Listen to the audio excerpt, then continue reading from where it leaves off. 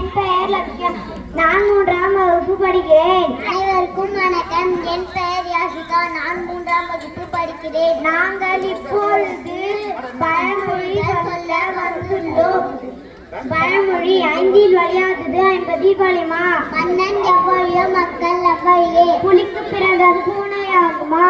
கழுதைக்கு தெரியுமா கற்பூர வாசனை? நன்மையாக முடிபவை யாவும் நன்றே. ஆழம் தெரியாமல் நீரில் நீந்தலாமா? குறைக்கின்ற நாய் கடிக்காதே.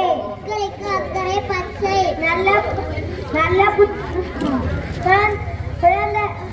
குறைக்கின்ற நாய் கடிக்காதே. வல்லவனுக்கு புல்லும் ஆயுதம். அழுத பிள்ளை பால் குடிக்கும். ஆசைக்கு அளவில்லை. நல்ல புத்தகம் என்று உத்தம் நண்பன். ஊருடன் ஒட்டி வாழ்.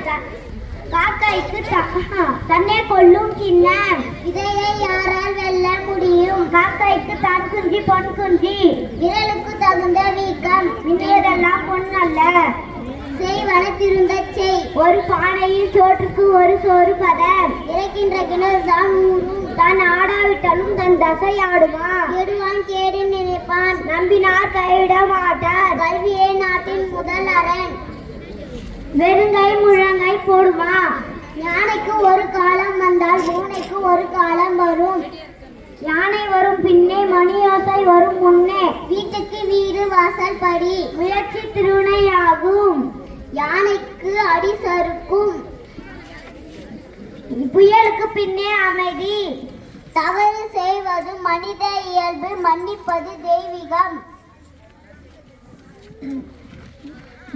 முழங்கை வெறுங்கை முழம் போடுமா?